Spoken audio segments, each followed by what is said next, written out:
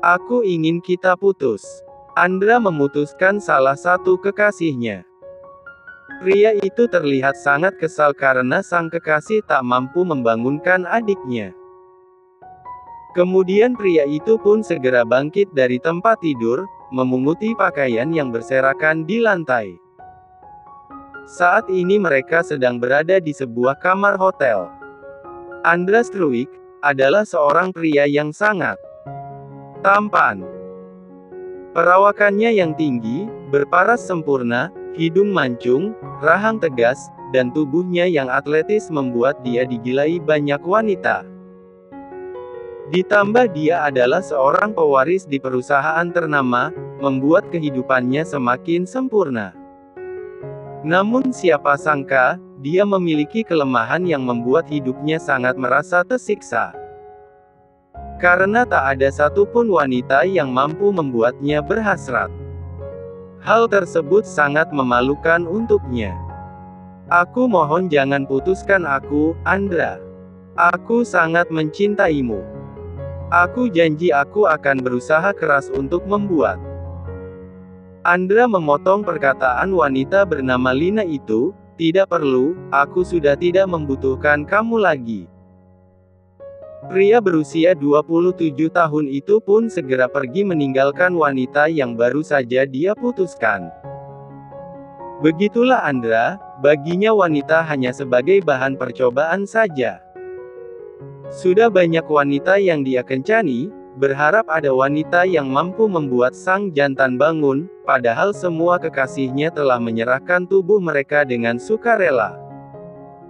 Tapi sayangnya tidak bisa sampai membobol gawang, karena dia adalah seorang pria impoten. Sebentar lagi Andra akan menikah dengan seorang wanita yang dijodohkan oleh orang tuanya. Hal tersebut membuatnya sangat frustasi, dia takut ketahuan bahwa dia adalah seorang pria impoten oleh calon istrinya, sehingga dia mencoba untuk mengencani banyak wanita, berharap salah satu dari kekasihnya mampu membuatnya sembuh. Berbagai cara telah dia lakukan, bahkan dia sudah berobat ke luar negeri, tapi tetap saja usahanya nihil. Sudah 21 wanita yang gue kencani dan gue tiduri. Tapi percuma saja kan kalau tidak sampai membobol gawang. Gue udah tidur sama mereka, tapi gue masih perjaka. Aneh banget kan? Ucap Andra kepada sahabatnya yang bernama Farel, dia sangat merasa frustasi. Saat ini mereka sedang minum bersama di sebuah klub malam. Itu artinya lu keren, bro. Usia kita sudah 27 tahun tapi lu masih perjaka. Anggap saja itu seorang Casanova impoten. Farel malah meledek sahabatnya itu. Wah lu malah meledek gue. Mentang-mentang lu udah punya bini dan anak, bahkan bini lu lagi hamil lagi, sewot Andra. Farel terkekeh kembali, maklumlah punya bini cantik. Bawaannya setiap hari ingin gue garap terus. Hah. Andra mendengus kesal. Dia sangat merasa iri kepada sahabatnya yang bisa merasakan bagaimana nikmatnya surga dunia. Semenjak Om Bambang meninggal.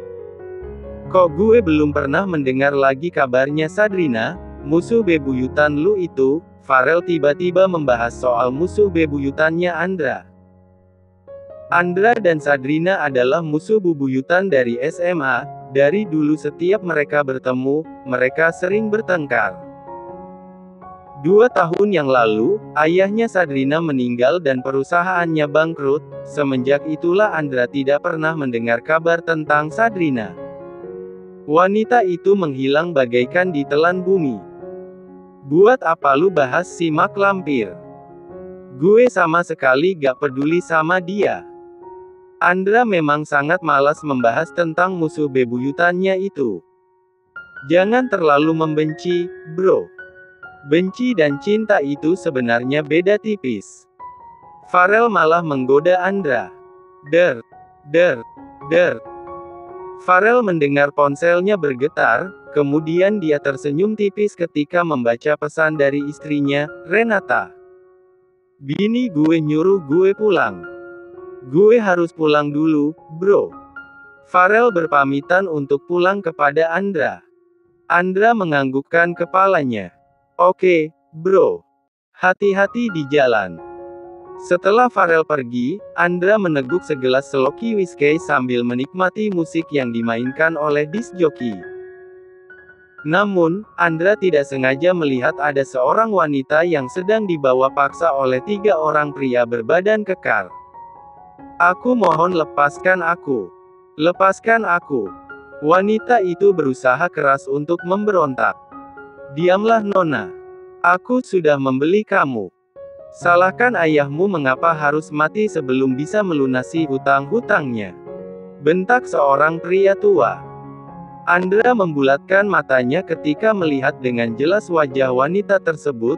Rupanya wanita itu adalah Sadrina, musuh bebuyutannya. Itu kan si mak lampir. Kemudian pria itu menghela nafas, dia tidak tahu apakah dia harus menolong wanita itu ataukah membiarkannya saja. Lagi pula dia tidak memiliki hubungan apa-apa dengan wanita itu. Justru bagi Andra, Sadrina adalah wanita yang paling menyebalkan di dunia ini. 2 jam sebelum Andra bertemu dengan Sadrina. Sadrina Grace, wanita berusia 27 tahun itu harus mengalami pil pahit di dalam kehidupannya. Sedari kecil dia selalu dimanja oleh ayahnya. Ayahnya selalu mengabulkan apapun yang dia inginkan. Bahkan dia terlahir dari keluarga kaya raya. Tapi kejadian 2 tahun yang lalu, dunianya seakan mengalami jungkir balik. Ayahnya meninggal dunia karena serangan jantung setelah perusahaannya mengalami kehancuran. Sehingga kini Sadrina harus hidup sebatang kara. Bahkan ayahnya meninggalkan banyak hutang, membuat Sadrina hidupnya tidak tenang, karena harus dikejar oleh para rentenir. Bukan hanya itu saja, dia juga telah mengalami patah hati. Sebelum dia jatuh miskin, dia dekat dengan seorang pria. Pria tersebut begitu perhatian padanya dan selalu ada untuknya, tapi setelah Sadrina jatuh miskin, pria itu seakan menghindarinya dan susah untuk dihubungi. Pria itu bernama Steve. Kak Steve, mengapa kamu tiba-tiba berubah padaku? Apakah karena aku telah jatuh miskin? Tanya Sadrina kepada Steve. Saat ini Sadrina dan Steve sedang berada di sebuah restoran. Bukan begitu Sadrina. Aku memang sangat sibuk. Lagi pula aku hanya menganggap kamu sebagai adik, tidak lebih dari itu. Jadi aku harap kamu tidak salah paham dengan hubungan kita. Jawab Steve. Perkataan Steve membuat hati Sadrina sangat terluka. Dia pikir hubungan dia dan Steve sangat spesial, rupanya Steve hanya menganggap Sadrina sebagai seorang adik. Steve adalah kakak tirinya Andra. Andra dan Sadrina pernah satu sekolah SMA, selama mereka satu sekolah, mereka sering bertengkar. Karena itulah saat Sadrina dekat dengan Steve, mereka merahasiakan kedekatan mereka berdua dari Andra.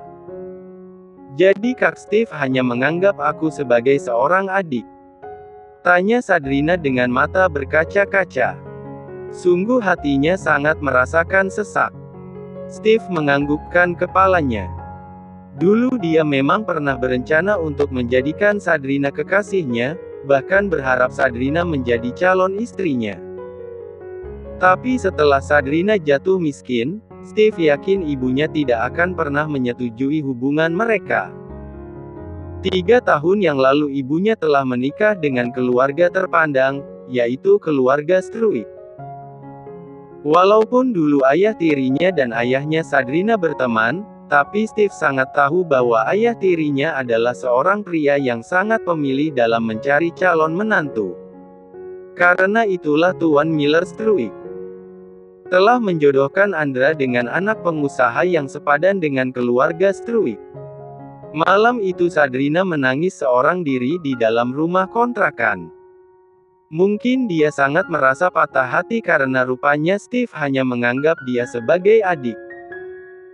Dulu Steve adalah seorang pria yang mampu mengobati luka Sadrina, saat Sadrina mengalami patah hati karena ditinggal nikah oleh Farrell, cinta pertamanya.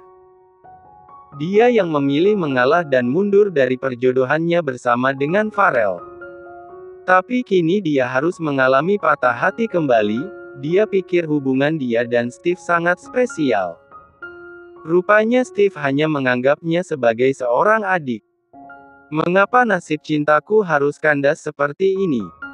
Padahal aku sangat cantik dan manis. Tanya Sadrina pada dirinya sendiri sambil memandangi wajahnya di balik jendela yang ada di dalam kamarnya. Saat aku kuliah di Inggris, padahal banyak pria bule yang naksir padaku.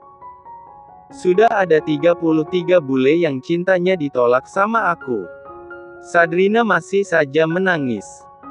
Ya Tuhan, tolong jodohkan aku dengan pria yang lebih segalanya dari Kak Steve. Asalkan jangan si Grandong Andra. Hanya menyebut nama Andra saja, Sadrina sudah bergidik ngeri.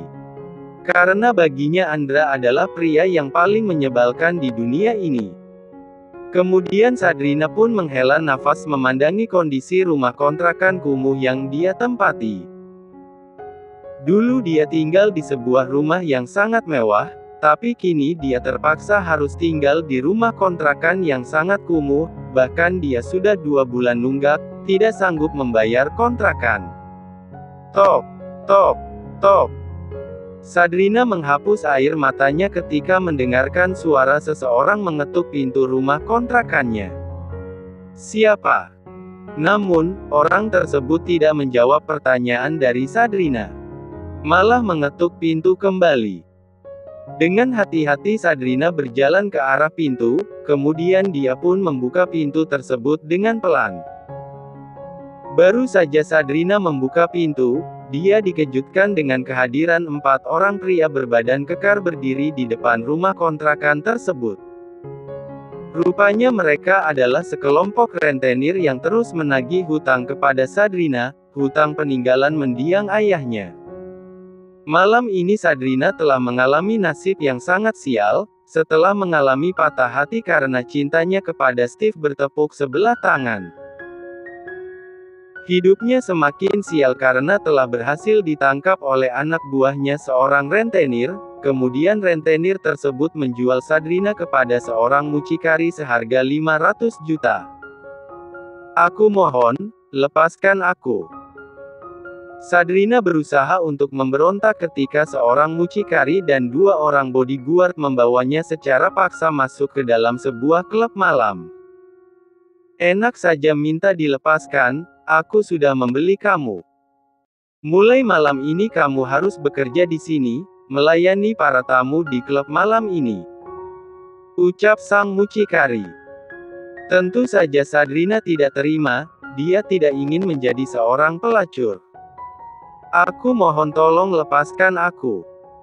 Aku janji aku akan mengganti semuanya. Sadrina memohon dengan sangat agar mucikari tersebut mau melepaskannya. Dia tidak sudi menjadi seorang pelacur. Bukannya merasa tersentuh, sang mucikari malah tertawa. Sudahlah, jangan jual mahal, Nona. Malam ini kamu harus melayani Tuan Abraham. Mungkin malam ini adalah pekerjaan pertama untukmu, nanti juga kamu akan terbiasa. Sadrina sangat kesal mendengarnya, dia merasakan harga dirinya telah diinjak-injak, wanita itu meludahi sang mucikari. Cuy, lebih baik aku mati daripada harus menjadi seorang pelacur. Sang mucikari sangat marah, dia mendengus kesal sambil membersihkan wajahnya dengan tisu. Kurang ajar. Mucikari tersebut melayangkan tangannya untuk menamparkan wajah Sadrina, membuat Sadrina sangat ketakutan, sampai dia sedikit menundukkan wajahnya. Namun, mereka dikejutkan dengan kehadiran seorang pria yang tiba-tiba saja menahan tangan mucikari tersebut. Sadrina yang sedari tadi menundukkan kepalanya, perlahan-lahan dia mendongakkan kepalanya. Dia membelalakan mata ketika melihat wajah pria yang telah menolongnya. Grandong. Grandong adalah nama panggilan Sadrina untuk Andra. Sementara Andra selalu memanggil Sadrina dengan panggilan Mak Lampir. Sungguh Sadrina merasakan harga dirinya runtuh, karena musuh bebuyutan yang sering meledeknya harus menyaksikan hal memalukan seperti ini. Sadrina sangat merasa yakin pasti saat ini Andra sedang mentertawakannya di dalam hati. Sang mucikari melepaskan tangannya dari genggaman Andra dengan kasar, "Berani sekali kamu ikut campur ke dalam urusan kami. Wanita ini sudah kami beli dari seorang rentenir. Jadi lebih baik kamu pergi." Sang mucikari mengusir Andra dari klub malam tersebut. Sementara Sadrina, wanita itu hanya bisa menundukkan kepalanya. Dia tidak mungkin meminta pertolongan kepada Andra. Justru dia sangat merasa yakin bahwa Andra sangat merasa puas melihat nasibnya seperti ini. Andra pun menghela nafas, kalau dipikir-pikir untuk apa juga dia peduli kepada Sadrina, musuh bebuyutannya itu. Sehingga dia membiarkan ketika Sadrina dibawa paksa oleh ketiga orang berbadan kekar itu, sampai dia melihat ada seorang pria tua berjalan mendekati Sadrina. Mungkin pria tua itu adalah tamu pertama untuk Sadrina. Untuk apa aku peduli padanya? Ingat Andra, dia adalah musuhmu. Lagian hari ini aku akan bertemu dengan Claudia. Gerutu Andra. Dia memutuskan untuk segera pergi dari klub malam tersebut, ada hal yang jauh lebih penting daripada harus menolong Sadrina. Namun, entah mengapa tiba-tiba saja dia membalikkan badannya. Dia berjalan mendekati Sadrina yang sedang dibawa paksa oleh pria tua bernama Tuan Abraham itu untuk masuk ke dalam kamar. Andra berdiri menghalangi Sadrina yang berusaha untuk memberontak dari rangkulan Tuan Abraham. "Lepaskan aku, brengsek! Lepaskan aku!" teriak Sadrina sambil terus berusaha untuk memberontak, walaupun dia tahu tenaganya tidak seberapa dibandingkan dengan mereka yang kekar. "Ngapain kamu berdiri di sini? Cepat minggir!" bentak Tuan Abraham kepada Andra. "Gadis itu mulai malam ini adalah milikku. Aku akan membelinya," jawab Andra dengan sorot matanya yang tajam.